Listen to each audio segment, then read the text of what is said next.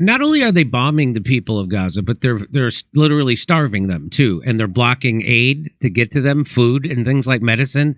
They're blocking war, Jimmy. It's a war. That's what people say, Jimmy. Come on, it's a war. Bad things happen in war. Of course, you starve kids in a war, and then complain about Putin doing it right out. It's amazing. It is amazing. So UN expert says Israel. UN expert. Says, are you an expert? Are you an expert? Says Israel's forced starvation of Gazans is genocide. Intentionally depriving people of food is clearly a war crime. They're saying they're doing it. They've been doing it for how long now? Right out of the gate, no water, fuel, or food. That's what they said they were going to do. Until Hamas surrenders. Until Hamas surrenders. 2 million people. That's a war crime. Yeah. 1 million of those people are children. Did you know that? 1 million of those people are children.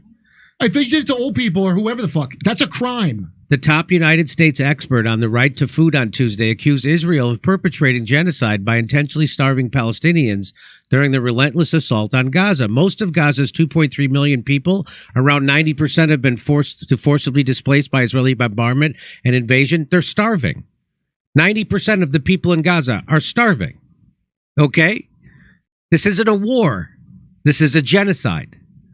Israeli forces are bombing food production and distribution centers, destroying crops and killing livestock, attacking fishers, and firing on and blocking aid convoys.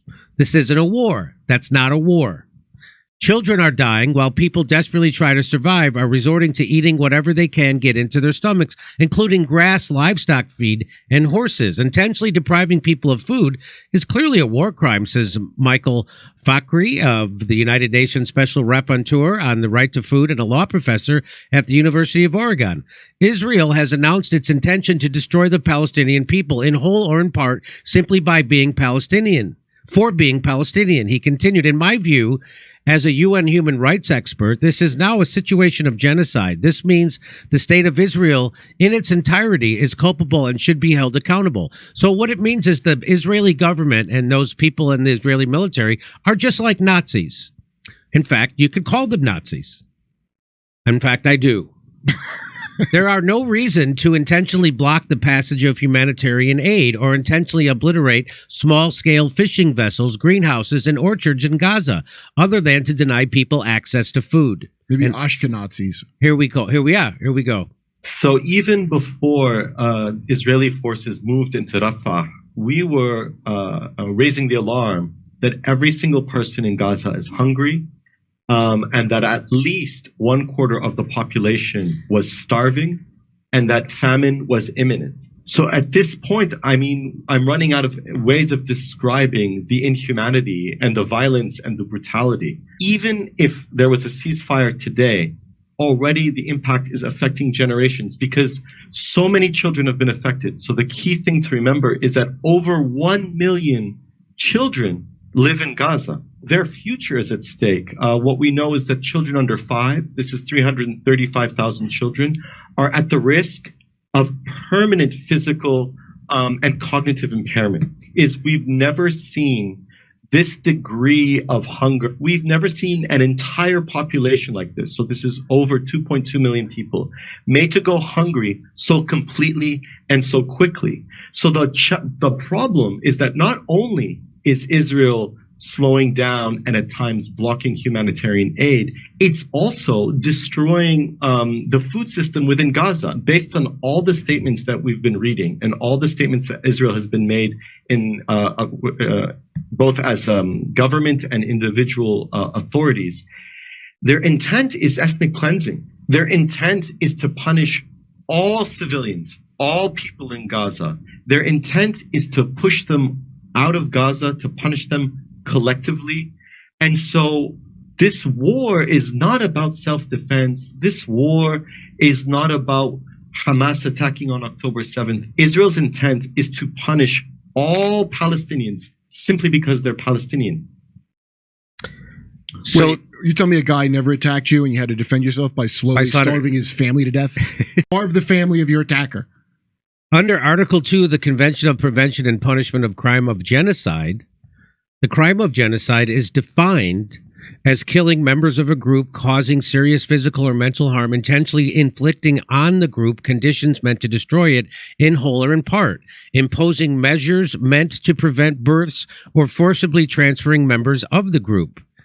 So this is the definition of what a genocide is. That's what they're doing. And Anderson Cooper doesn't want you to talk about it. Well, if it offends you to call it genocide for some reason, whatever else it is, it's still real bad.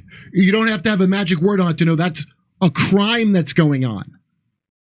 The amount of food entering Gaza, which even before the war was under an Israeli economic stranglehold, they were counting calories. I know. That's like real Nazi stuff. Real German precision. Yes. Like making a Volvo. So it has fallen dramatically in recent weeks amid Israeli attacks targeting police escorting aid convoys. This has exposed the convoys to attacks and looting by criminal groups and desperate civilians, forcing the United Nations Relief and Works Agency for Palestinian Refugees in the Near East, or UNRWA, to suspend humanitarian deliveries. Israeli civilians are also, by the way, the Israeli people are for this. They're cool with this. The ones who aren't are being beaten in the street by the Israeli soldiers. And there's Israelis who aren't. Yeah. And the Israelis who are against this getting their asses kicked. Are being beaten in the streets by the Israeli police. By the heroic IDF. Yes. Israeli civilians are also taking it upon themselves to block humanitarian aid from reaching starving Palestinians by traveling in caravans to border crossings to prevent aid trucks from entering Gaza. Their actions have sometimes taken on a perversely festive atmosphere. Last week, right-wing extremists set up a giant inflatable bouncy castle where aid trucks are meant to pass through the Karim Shalom border crossing. Get ready, there will be inflatables, cotton candy, popcorn, and slushies, the organizer of an aid blockade announced. The following day, Mohammed Fatah, a 2-month-old baby, starved to death in Gaza City. He wasn't the only one. Wait, so they set up a blockade and then set up like a party. So they could block. Come on out. We're gonna block. Come on out. We're gonna have slushies and a party, and we're gonna block humanitarian aid getting to the Palestinians. Unfortunately, many kids have died in the past weeks. If we don't get the proper aid urgently, we will be losing more and more to malnutrition. He also said on Tuesday that the speed at which malnutrition is spreading among Gaza's children is astounding. The bombing and people being killed directly is brutal, but this starvation and the wasting and stunting of children is torturous and vile. It will have a long-term impact on the population physically, cognitively, and morally. All things indicate that this has been intentional. As The Guardian noted, intentionally starving civilians by depriving them of objects indispensable to their lives, including willfully impeding relief supplies, is a war crime, according to the Rome Statute of the International Criminal Court. Okay, why'd World War II end? If Hiroshima and Nagasaki, Jimmy, come on, it's a war. It's a war. That's what people say. Indispensable objects include food, water. I had Young Turks defended nuclear bombing of Japan. The Fat Turk said that? I'm surprised. They defended it. In my face. Indispensable objects include food, water, and shelter, which Israel is systematically denying the Palestinians. Starvation is a war crime under the Geneva Convention. It was also recognized as a war crime in general violation of international law by the UN Security Council in 2018. Experts say an immediate ceasefire is the best and quickest way to avert further catastrophe. We don't need a lecture, Jimmy. Let's just talk about the politics of this. Come on, let's just keep it to the politics. I mean, that's like every day is a sicker goddamn thing. And I'm noticing a split between my friends who are like, there's a bunch of people who have no idea, okay? And there's some that are like, yeah, no, you got to do that. The thing that's shocking to me is like, that people say you have to do this. And I'm like, I don't remember even in our worst moments of Iraq where we did some not great things. A thing where we were starving the kids and setting up cotton candy just out of reach. Seems a little vindictive and a little bit, I don't know. I don't want to say that they're not the most moral military on the planet, but they sure don't sound like it. And they point the finger at Putin. They still get people to hate Putin. Putin never did anything like this. That's one thing I'm happy about is this psychopath shit happening at the same time as they're trying to go, why don't you ask Putin about Navalny? Yeah, I know. I mean, that's just beautiful. That's a thing that you really can't. You can say all the propaganda you want, But unless people are being paid enough to purposely not look at it, they're going to have to look at it because you're putting them up side by side. And it's like looking at Anderson Cooper next to that, what's her name? Tina. Yeah, Nina Turner. The contrast is astounding. I couldn't agree more. We're going to have a doctor come on now, right? It's at 3:30. Mm-hmm. So now we're going to have a doctor come on and tell you about surprising treatments for cancer that you're not being told about. Oh, is one of them vaping? Because I'm going to be good then. It is not. It is not vaping, Kurt. Gosh darn it. So let's take a break and we'll be right back. Hey, guess what, ladies and gentlemen? When it comes to staying healthy on the go, you can never be too prepared. Whether you're a frequent traveler or remote worker or an avid outdoorsman or literally anyone with a pulse, the Wellness Company's Travel Emergency Kit is here going to be your new best friend. If you don't have a pulse, you've got bigger problems. Am I right? Come on.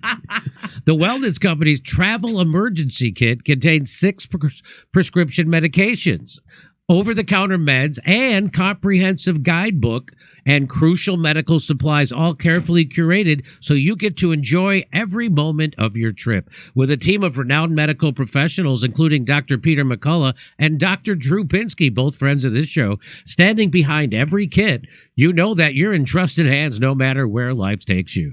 Don't leave anything to chance. Head to twc.health/Jimmy and order your travel emergency kit. That's twc.health/Jimmy and use the code Jimmy to get an exclusive 15% off at checkout. Your health and your journey matter. Travel smart. Travel prepared. Kits are only available in the United States.